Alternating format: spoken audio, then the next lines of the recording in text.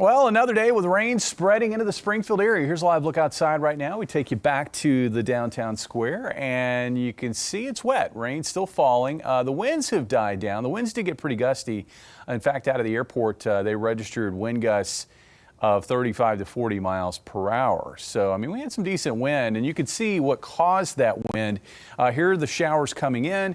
The leading edge of that is an outflow boundary, and that dropped very quickly south across Greene County. So as that moved through, winds jacked up, cooled off, and then the showers came in. And just behind that outflow boundary is where we're finding still some shower and thunderstorm activity. Looks like that's focusing from areas around Republic, Battlefield, next to Ozark, and it will continue to press off toward the south-southwest, kind of following behind that boundary as it pushes off to the south-southwest. We're seeing the same thing off to the west here in Dade County from Lockwood west over toward Lamar. Pretty good cluster of thunderstorms. That also pressing off toward the southwest toward the Jasper area. And then further east up in Miller and Marys County, we're finding some scattered thunderstorm activity. And this is dropping southeast and should get into Waynesville, Fort Leonard Wood, and looks like Rolla's already got a little wet weather in that area as of this moment. Further south, you can see things are quiet across northern Arkansas.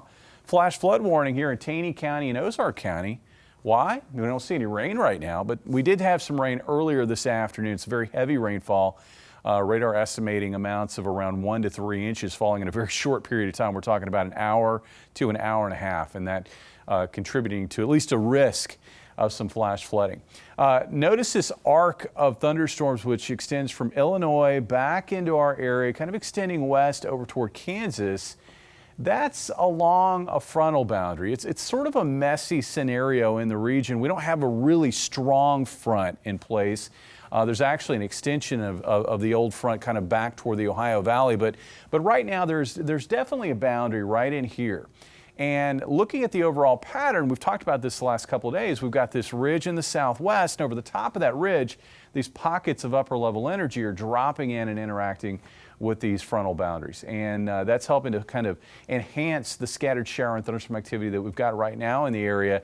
And it looks like the rain trigger that's moving through right now is going to be strong enough to push that front through. And with that front pushing south into southern Missouri and northern Arkansas tomorrow, it looks like we're going to find drier weather moving in behind the front. So looking at our hour-by-hour forecast, that risk for showers and storms will continue into the evening hours, and then it fades.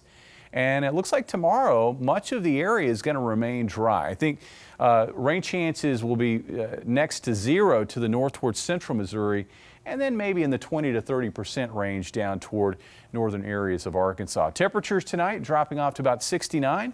Looking at highs tomorrow up around 89 degrees and maybe a touch warmer on Thursday, about 90. The overall pattern looks pretty dry for Thursday and Friday with just a very slight chance for an afternoon shower or storm both of those days. Notice that high on Friday of 91. But as we get into the weekend, it looks like we get back into the same pattern that we find ourselves in right now. And that means scattered storms, and that also means afternoon highs pull back into the mid to upper 80s. Bailey? All right.